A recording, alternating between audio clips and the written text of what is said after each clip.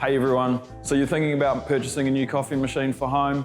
Here's a couple of things that you might want to consider before you go through and make that final leap. First things first, we need to think about overall space that we're going to need when it comes to purchasing our coffee machine. So thinking about those low-hanging shelves or cupboards above your machine, you want to be able to make sure you've got enough space to fill your water tank without hitting or getting in the road, or also even removing your water tank for filling that way. If we're thinking about buying grinders, we want to allow for space beside the machine as well as the physical space of the machine, and then any working space that you may need beside the machine for things like pouring your milk and practicing that latte art. We're really looking for a space somewhere between 7 to maybe 800 mils if you're considering having all the accessories. Thinking about the space that the machine takes up on the depth of your bench as well. If you've got really tight galley style kitchens in your apartment, you might want to consider that the handle or portafilter of your machine can stick right out from in front of the machine. So if it's sitting right to the front of the bench, it may be in the road when you're trying to get through.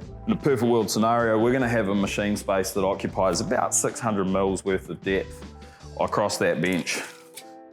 Other things to consider. Access to power. Obviously your machine's going to need to be plugged in, same with your coffee grinder. Let's make sure that they're plugged directly into a wall socket and not using a multi-board or a double adapter. If you're purchasing or thinking about purchasing one of the plumbed in models, make sure that your machine's going to be somewhere that's accessible to water, close to your kitchen sink or plumbing, maybe even the dishwasher. Before we go and install those, we do recommend that you talk to a plumber or a professional about getting those fitted off correctly. Last thing to think about is your work layout or your station layout.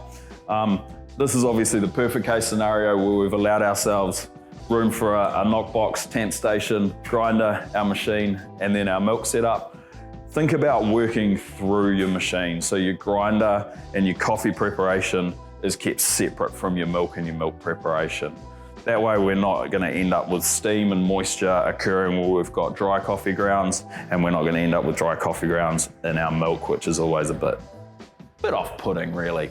Hopefully that's all the information you guys need, but if you do have any questions or queries, feel free to give us a call.